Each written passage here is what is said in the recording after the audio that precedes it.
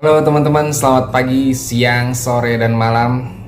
Tentunya masih bersama saya di channel Mahesa Bay. Di video kali ini kita akan membahas salah satu istilah yang cukup juga familiar, yaitu istilah insecure. Mungkin teman-teman udah familiar banget dengan istilah kata insecure, tapi belum tentu juga semua tahu arti definisi yang sebenarnya dan bagaimana cara penerapannya dalam kata-kata keseharian kita.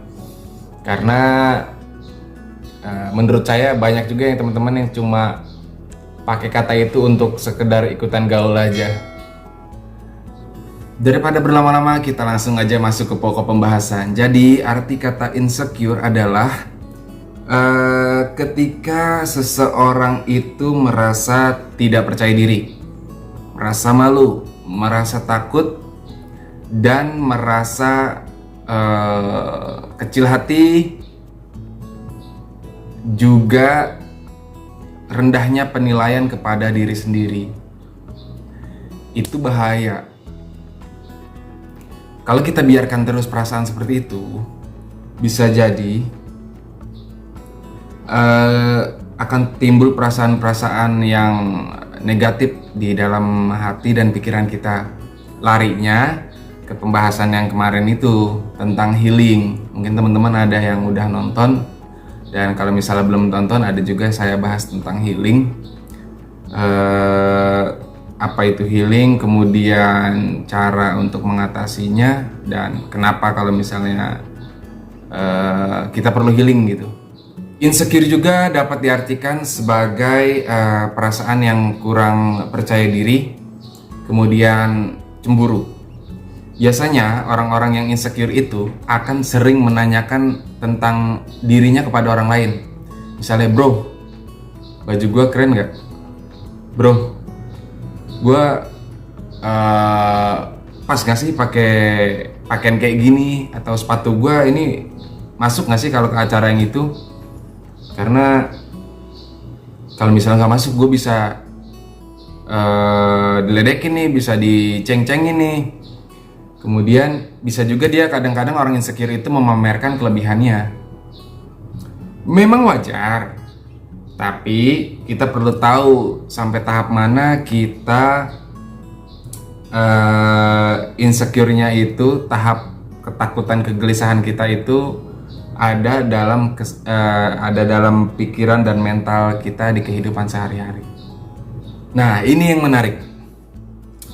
Insecure itu bisa muncul karena ekspektasi yang berlebih sama diri kita atau sama hal di luar kita, tapi nggak kewujud gitu. Di satu sisi kita juga melihat seseorang yang, aduh, padahal gue pengen banget itu, gue pengen banget hal ini, gue pengen banget hal itu, tapi kok dia gampang banget gitu. Kok dia cuma gitu-gitu aja bisa gitu. Sedangkan gue, kalau orang Sunda bilang tuh, aku mah apa tuh gitu. Kemudian insecure juga biasanya ada dalam cara pandang seseorang yang salah, juga pengalaman buruk, hingga kepribadian yang biasanya orang-orang insecure itu orang-orang yang melankolis, orang yang perasa, orang yang baperan, juga orang yang perfeksionis. Kalau orang perfeksionis itu kan dia akan memandang satu hal itu yang kalau misalnya kata dia warnanya merah, ya merah gitu, nggak bisa diganti warna pink gitu. Kalau dia misal katanya kalau acara pesta pakai baju ini, ya harus pakai baju itu. Karena dia kalau nggak melakukan hal itu, dia akan merasa dirinya paling kecil di antara orang-orang. Jadi perasaannya itu dia tuh terpojokan gitu. Padahal enggak. Jadi rasa ketakutan diri sendiri yang sebenarnya nggak ada apa-apa. Itu bahaya. Saya udah rangkum beberapa contoh-contoh orang-orang yang insecure. Yang pertama, ini menurut pandangan saya ya. Yang pertama itu sering menceritakan hal-hal yang sudah pernah dicapai. Jadi kita lagi nongkrong, kita nggak bahas itu gitu. Tiba-tiba dia ngomong, tiba-tiba orang yang insecure itu ngomong, kemarin gue pernah tuh hampir mau beli mobil, tapi belum setujuin sama orang tua gue. Kemarin gue hampir tuh, dan langsung gue beli tuh akhirnya karena gue dapet rezeki kan. Jadi gue beli tuh rumah itu di sana. Lu tahu kan perumahan elit itu? Nah, kayak gitu. Padahal kita nggak bahas, kita nggak nanya. Kadang-kadang kalau di tongkrongan ada orang yang kayak gitu cukup menyebalkan sih. Kemudian sering kecewa atau menyalahkan diri sendiri atas suatu hal yang belum atau gagal dicapai. Padahal belum, udah diceritain gembar-gembor kemana-mana. Padahal kalau menurut gue itu kan dapur kita gitu. Kejelekan atau keburukan di diri kita tuh dapur kita. Kalau bisa kita keep aja gitu. Orang lain udah perlu tahu, orang lain taunya kita senang aja. Padahal kita lagi sedih atau seperti apa, orang lain taunya kita senang aja. Harusnya. Kemudian orang insecure itu biasanya curigaan, gak pernah percaya sama orang lain, sulit. Karena kenapa? Dia mau komit sama orang, jangankan untuk pacaran, untuk berteman aja pasti udah mikir jelek. Aduh, jangan-jangan si A ini maling lagi, jangan-jangan si B ini tukang tipu lagi. Jadi gimana mau berkembang gitu? Udah ketakutan duluan sama pikiran yang belum tentu ada. Kalau bisa temen-temen hindarin hal-hal kayak gitu deh, karena sumpah ini bahaya banget. Nah, orang insecure juga enggan keluar dari zona nyaman dan mencoba pengalaman baru. Dia pasti stuck di situ-situ aja. Dia ngerasa, ya udahlah, segini juga udah cukup. Ada lagi istilah, segini juga uyuhan kalau kata orang Sunda gitu.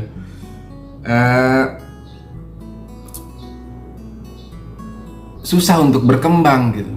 Kalau dia betahnya di rumah, ya di rumah aja dengan kehidupannya di sehari-hari. Dia nggak bisa datang ke tongkrongan atau kayak mana. Padahal teman-teman jangan lupa kalau rezeki itu buat yang udah cukup dewasa ya. Rezeki itu datangnya dari teman-teman loh, jangan salah. Tuhan pun nurunin rezeki itu nggak melalui siapa-siapa ya, melalui orang lain, melalui teman, melalui relasi, melalui kenalan. Sedangkan kita mau kenalan aja kita udah insecure duluan, udah ketakutan, udah mikir yang aneh-aneh. Gimana mau maju? Kadang juga orang insecure itu berusaha bikin orang insecure, berusaha bikin orang takut atau nakut-nakutin orang lah gitu. Diceritain hal-hal yang enggak padahal nggak ada. Nah, setelah kita tadi bahas contoh-contoh atau kita bahas keadaan kalau kita lagi insecure itu kayak gimana. Nah, kesimpulannya adalah itu adalah hal yang nggak baik yang kita harus coba untuk buang. Bagaimana cara buangnya? Bagaimana cara untuk menguranginya? Karena kita kalau untuk langsung menghilangkan kan susah. Jadi ada tahapan-tahapannya juga, ada langkah-langkahnya gitu. Sekedar saran dari gua, yang pertama adalah coba untuk menerima hasil yang memang belum memuaskan. Jadi kalau untuk teman-teman yang masih sekolah misalnya udah ditargetin semester ini ranking sekian, rankingnya bagus atau dapat juara, tapi dapatnya belum sesuai, ya coba untuk diterima aja. Coba jadikan kekurangan atau hal-hal yang belum sesuai itu jadikan motivasi. Kegagalan itu jadikan motivasi. Kemudian buang pikiran negatif. Karena banyak banget di kehidupan nyata kita orang-orang yang ketakutan sama hal-hal yang sebenarnya nggak ada. Jadi dia mau berangkat, mau turun tangga aja, misalnya mau turun tangga, dia langsung mikir, aduh pasti nanti jatuh nih, kalau jatuh pasti sakit nih. Memang bagus buat jaga-jaga, buat kontrol diri, tapi kalau nggak ngelangkah ya kita nggak akan berubah gitu. Buang rasa-rasa yang sering muncul, rasa nggak nyaman, kemudian hal-hal yang kurang baik. Usahakan selalu berpikir positif. Pikir aja positifnya. Kalau teman-teman mikir positif, pasti auranya itu akan enak dan bawaannya enak aja pokoknya. Nggak cuma untuk diri teman-teman sendiri, tapi untuk lingkungan juga, orang terdekat juga akan merasa nyaman, lebih nyaman. Kemudian seperti yang tadi, menjadikan kegagalan sebagai motivasi. Kalau misalnya ketemunya hal yang gagal, ya jadikan motivasi. Oh, sampai di sini ternyata salah, berarti aku harus lewat sini, atau aku harus nggak melakukan itu supaya nggak salah gitu.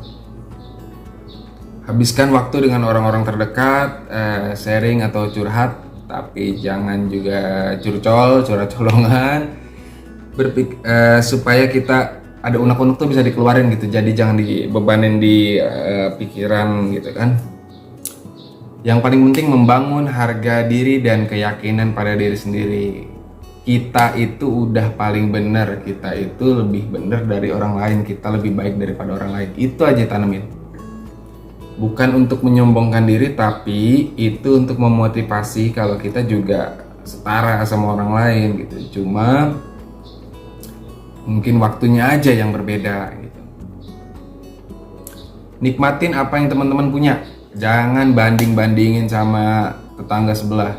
Memang rumput tetangga itu bakal lebih hijau daripada rumput kita sendiri, pekarangan kita sendiri. Tapi yang Tuhan kasih buat diri kita itu adalah memang yang udah paling bener, percaya deh. Memaafkan masa lalu. Jadi kalau teman-teman ada yang merasa di masa lalunya dikecewakan, di video kemarin tuh saya ada sedikit salah kata, jadi saya ucapkan itu